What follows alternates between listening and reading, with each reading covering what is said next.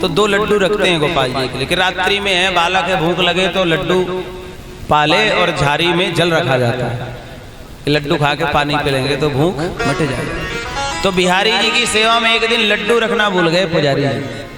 अब उनको रात में लगी भूख, तो लड्डू लेने के लिए बिहारी जी मंदिर से निकल पड़े और दुकान में पहुंच गए। बिहारी जी के पास में ही दुकान बहुत सारी, और वहां जाकर कहते हैं बाबा मुझको लड्डू दे दो, छोटे से बालक के रूप में। तो दुकानदार कहता है लड्डू तो तुमको दे देंगे, लेकिन लड्डू के बदले में कुछ देना पड़ता है, मोल देना पड़ता है। कन्हैया कह रहे हैं गोपाल के रूप में, बालक के रूप में, बोले मेरी मैया मोए लड्डू देवे तो मोए ते कछु मोल ना लेवे। तू मोल चाहिए तो है, अब मोह पे तो कछु है ना है। एक काम करो, क्या मेरे पास कंगन है, ये कंगन ले लो और या कंगन के बदले मोए लड्डू दे दो। दुकानदार ने देखा है तो स्वर्ण के कंगन है, तो दुकानदार ने कंगन रख लिए, 2 लड्डू दे दिए। दोनों हाथों में महाराज ने लड्डू पकड़ा, चले गए। प्रातःकालीन पुजारी जी ने मंदिर खोला तो वहां देखा तो ठाकुर जी के हाथ में एक कंगन गायब है। तो थोड़ा सा विचार करने लगे कंगन कहाँ गया, ढूंढने लगे। अब ये बात धीरे धीरे उस दुकानदार तक पहुंची कि ठाकुर जी के, बिहारी जी के कंगन गायब हो गए, चोरी हो गए। तो उसने विचार किया कहीं उस बालक ने तो नहीं चुराए थे, आकर के मुझे दे दिया हो।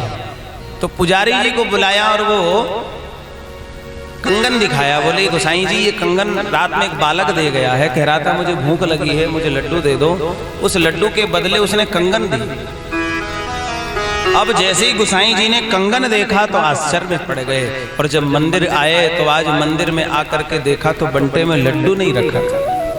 अब तो बैठ के रोने लगे, अरे ये तो अपराध हो गया, मैंने आज गोविंद के लिए लड्डू नहीं रखा। तो मांगने पहुंच गए, और ये बात दुकानदार को पता चली तो वो भी रोने लगा। बोले अरे ये तो बहुत बड़ा अपराध है, स्वयं बिहारी जी मेरी दुकान में चल करके मांगने आए और मैं कैसा अभागा कि उनसे मोल मांगा। और उसने पश्चाताप के रूप में ये संकल्प लिया कि मेरे दुकान से आजीवन बिहारी जी के लिए प्रसाद रूप में मैं फ्री सेवा करूंगा, आजीवन सेवा। तो भाव के भूखे हैं गोविंद, आप करो तो सही। वो तो बड़े कृपालु हैं, बड़े दयालु हैं। जो मानता है ठाकुर जी को। एक वृंदावन में भक्त थे, वो विचरण करते तो उनको लोग जज साहब कहते। मंदिर जाते अंदर प्रवेश नहीं करते मंदिर में। किसी ने पूछा मंदिर क्यों नहीं जाते और इनको जज साहब क्यों कहते हैं? ऐसे पागलों की भांति विचरण करते हुए वृंदावन।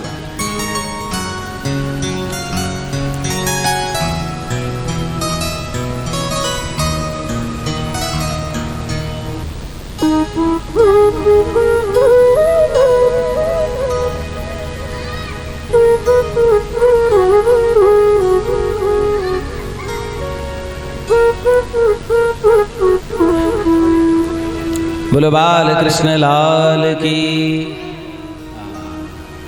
आधे लोगों को तो जय बोल दिया, नहीं तो बहुत लोगों को पता ही नहीं कि जय बुलवाई गई, सुनाई पड़ी है जय। बोलो बाल कृष्ण लाल की। प्रसाद वाले भैया बुला बुला कर मत दो किसी को प्रसाद, जिसकी इच्छा हो ले ले, नहीं बाद में प्रसाद बंटता सबको मिल जाएगा। अब जो व्यक्ति यहाँ तक आता है, ए प्रसाद दे ले पहले इधर, ये क्या है? प्रसाद तो बाद में भी ले लेंगे, पर इस प्रसाद से वंचित हो जाएंगे। अब वो तो वंचित हो ही रही हैं और सबको वंचित कर रहे हैं।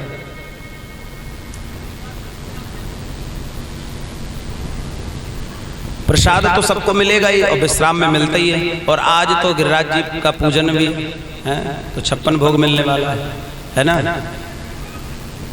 तो 56 भोग का प्रसाद चाहिए, तो अब यहाँ हलचल मत मचाना। नहीं कल तो 6 बजे आए थे, आज 8 बजेंगे। जितना लेट करोगे तुम्हारे लिए समस्या है। बोलो बांके बिहारी लाल की। तो वृंदावन में एक संत विचरण करते, पागलों की भांति विचरण करते, लोग उनको जज साहब कहते। एक संत बताते हैं कि महाराष्ट्र के किसी गांव में लोक अदालत में जज थे। उसी गांव में एक रघुनाथ जी का मंदिर, और उस मंदिर में एक सेवक केवट जाति का सेवा करता था। और इतना मन गोविंद में उसका लगा था रघुनाथ जी में कि जीवन में कोई भी शुभ अशुभ कोई कार्य उसके जीवन में बन जाए तो बस उसके मुख से एक ही बात निकलती थी, रघुनाथ जी जाने, रघुनाथ जी की कृपा से हो रहा है, बस रघुनाथ जी की ही कृपा से हो रहा है। हर बात में रघुनाथ जी का चिंतन करता। नान्यम जाने नैव जाने न जाने, अन्य किसी को जानता ही नहीं था। हर बात में रघुनाथ जी जाने, रघुनाथ जी जाने। उस मंदिर में पंडित जी भी थे जो सेवा करते थे, आरती इत्यादि करते थे। एक दिन उस केवट जाति के उस भोला भगत के बेटे ने कहा कि बेटी युवा हो गई, उसके विवाह करना चाहिए। तो धन नहीं था, तो बेटे ने कहा कि किसी साहूकार से धन लेकर के विवाह कर दो, फिर धीरे धीरे धन एकत्रित करके चुका दे। तो किसी साहूकार से धन लिया, बेटी का विवाह किया। विवाह के पश्चात धन एकत्रित करके कमा करके सूत समेत सेठ जी को धन वापस कर दिया। सेठ जी उस धन को लेकर के एक पर्ची में उन्होंने लिखा कि भोला ने सूत समेत धन वापस किया, इस तारीख को अपना सिग्नेचर किए, पर्ची भोला को दे दिया। भोला से कहा पढ़ लो इसमें क्या लिखा हुआ है। भोला ने कहा रघुनाथ जी जाने, मैं तो पढ़ा लिखा हूं नहीं, मैं क्या जाने, आप जो करो ठीक ही करो, रघुनाथ जी जो करें ठीक करें। उस सेठ के मन में कुभाव प्रकट हुआ। उसने विचार किया इस भोला भगत से पुनः पैसा वापस लिया जा सकता है। तो उसने क्या किया, भोला को कहा तुम यहीं बैठो, रुको, पर्ची रख दो। पर्ची रख दिया। बोले जाओ थोड़ा हमारे लिए गिलास पानी ले। तो भोला बेचारा पानी लेने चला गया। इतने में सेठ जी ने पर्ची बदल दी। वो पर्ची छिपा कर रख दी, दूसरी पर्ची में ऐसे ही पेन से कुछ ना उल्टा सीधा खिंचा करके दे दी। बोला वो पर्ची लाया और रघुनाथ जी के चरणों में रख दिया और यही कहा प्रभु आपकी कृपा से कार्य मेरा संपन्न हो गया। कुछ दिन बाद उस सेठ ने पुनः पैसा वापस मांगा और ये देने से मना किया तो कोर्ट में मुकदमा दायर हो गया।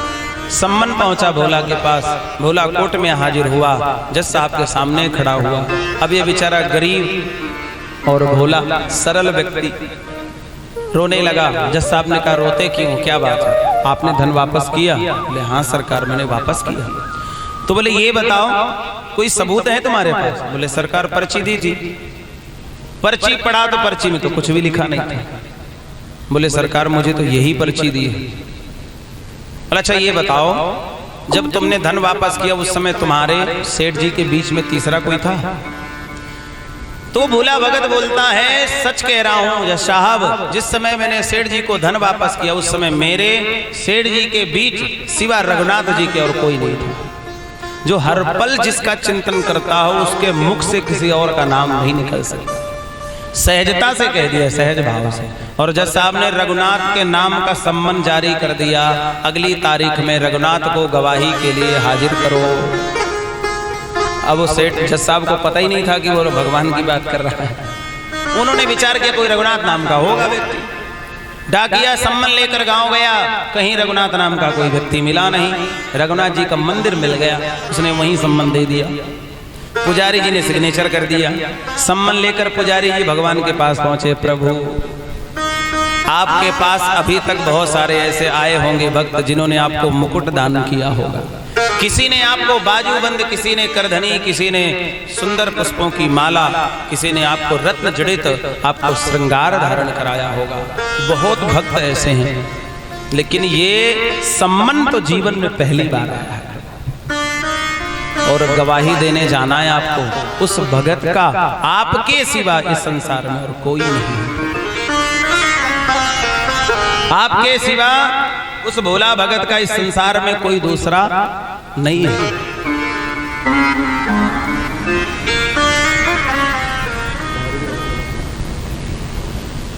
इस संसार में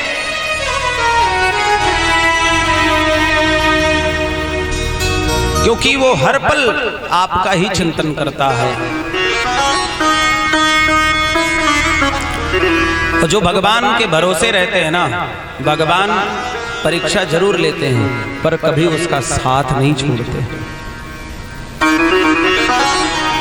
कष्ट आएंगे जीवन में, भक्ति के मार्ग में चलोगे तो हो सकता है जीवन में कष्ट आए।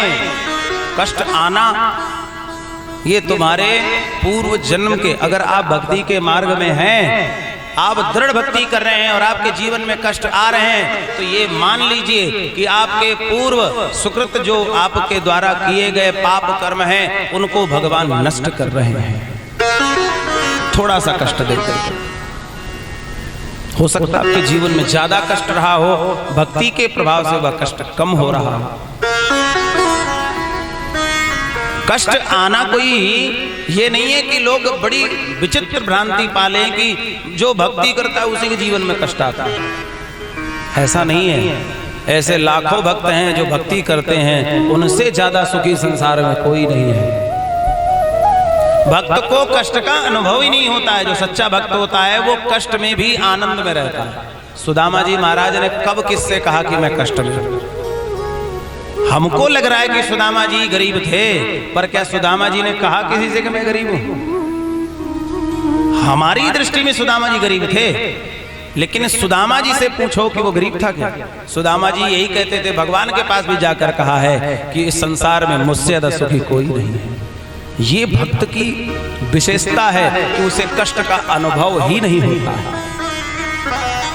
और बड़े बड़े पैसे वाले लोग तो थोड़े से कष्ट में हार्ट अटैक में मर जाते हैं महाराज, बड़े बड़े पैसे वाले। और गरीब के जीवन में कितना भी कष्ट आ जाए वो मुस्कुरा के सह लेता है। ये कृपा होती है, कष्टों से सहने की सामर्थ्य ठाकुर जी प्रदान करते हैं। ये भक्ति में सामर्थ्य। तो पुजारी कह रहा, प्रभु उसका आपके सिवा कोई नहीं, आपकी जो इच्छा हो वो करना, परंतु एक निवेदन है, उसकी गवाही देने आप जाना जरूर।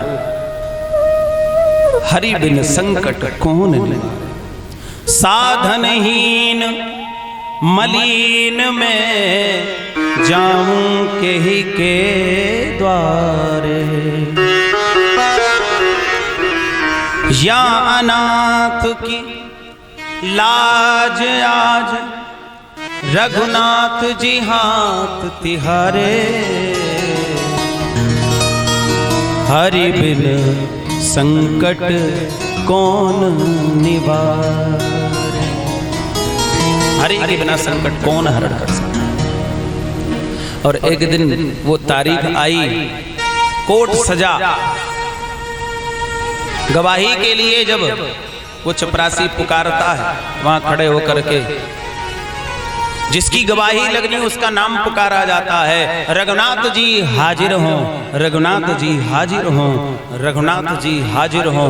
ऐसे 3 नारे जो लगाए हैं, जब हाजिरी के लिए नारे लगाए ना, तो द्वार पर सबकी निगाह टिकी हुई है। और द्वार पर क्या देखते हैं?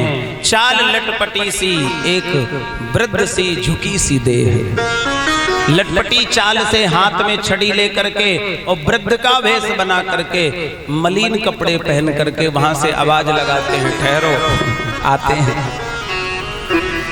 चाल लटपटी सी वृद्ध सी झुकी सी देह, दुपटी फटी सी शीस धर धाये, फटी सी गुदड़ी पहन करके। और आज ठाकुर जी रघुनाथ जी स्वयं प्रकट हो गए। हाथ है छड़ी, पड़ी ही तुलसी की माल, माथे पर रोली और चंदन लगाए हैं। और साहब के सामने विनीत आज चपरासी संग रघुनाथ जी गवाह बनाए। आज गवाह बनकर ठाकुर जी प्रकट हो गए और कटघरे में आकर के खड़े हो गए। विचार करो थोड़ा कि जिसके अदालत में, उस परम पिता की अदालत में प्रत्येक जीव को जाकर के कटघरे में खड़े होकर के अपने कर्मों का हिसाब देना है, वह परम पिता परमेश्वर जगत नियंता अखिल ब्रह्मांड का नायक इस भोला भगत के लिए आज इस सांसारिक अदालत में कटघरे में खड़ा गवाही दे रहा है। ये है भक्ति का प्रताप। केवट के पास कोई तप, कोई यज्ञ, कोई अनुष्ठान नहीं था, केवल सहज भाव से आत्म निवेदन था उसका, नौवीं भक्ति उसके पास थी। हर बात पे बस ये कहता था, रघुनाथ जी आप जानो। और सच बात कहूं बंधुओं, ये अपने निज जीवन का अनुभव बता रहा हूं कि जब आप निश्चल मन से गोविंद को मानोगे, वो आता है, वो अनुभव भी कराता है कि मैं हूं तेरे साथ, तू घबरा मत। लेकिन हम थोड़े से संकट में व्याकुल हो जाते हैं, उसका साथ छोड़ देते हैं। पकड़ के रखो हाथ उसका, वो कभी नहीं छोड़ता है। रघुनाथ जी खड़े हो गए कटघरे में। जज साहब ने पूछा, आप रघुनाथ हैं? हाँ प्रभु।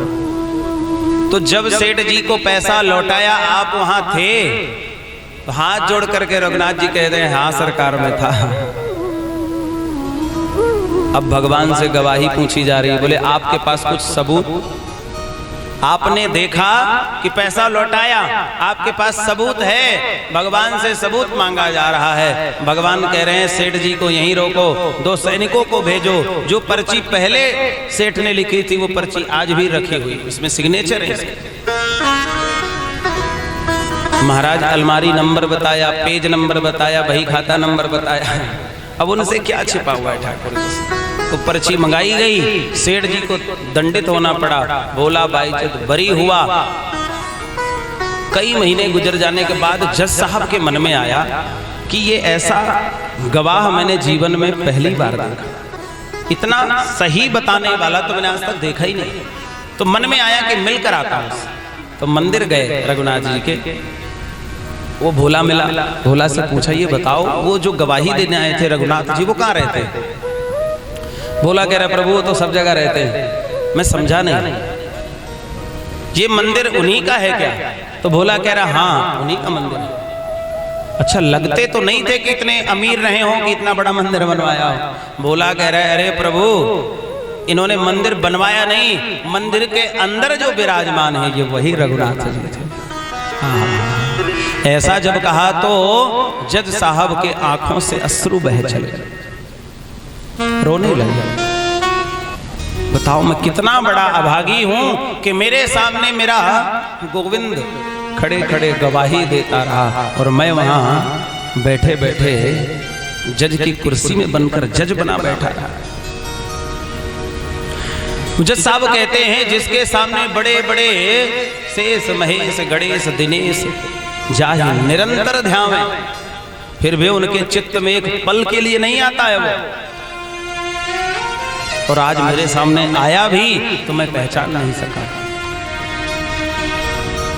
शिव नारद सारद, नारद सारद शेष गणेश के नहीं ध्यान में आते रहे सोई आज विनीत अदालत में, सोई आज विनीत अदालत में केवल टाके गवाही, अदालत में केवल टाके गवाह कहाते रहे शिव शारद नारद।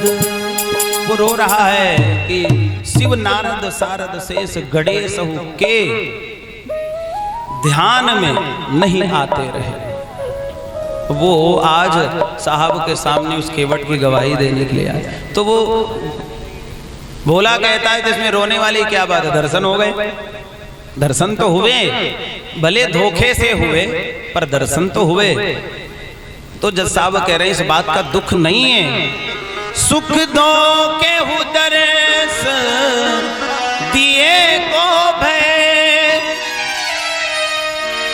और दुख नाही जो तज कर जाते रहे।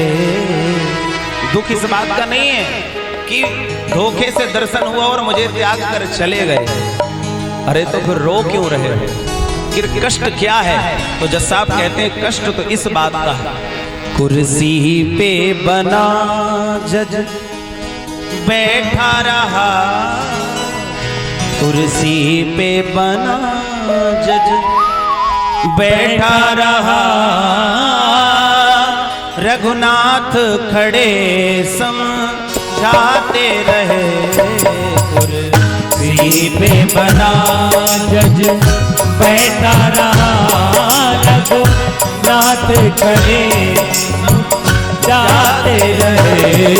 कुर्सी पे बना जज, कुर्सी पे जज बनकर मैं बैठा रहा और रघुनाथ जी खड़े खड़े समझाते रहे।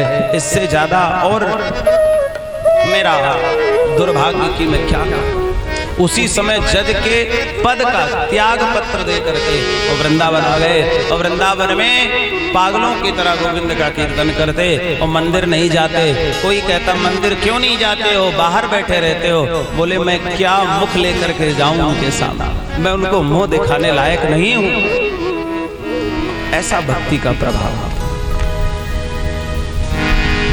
भक्ति में बड़ी सामर्थ्य है बंधु। इसलिए भगवान से ही निवेदन होना चाहिए क्या, यदि नाथ का नाम दया निधि है तो दया भी करेंगे कभी ना कभी।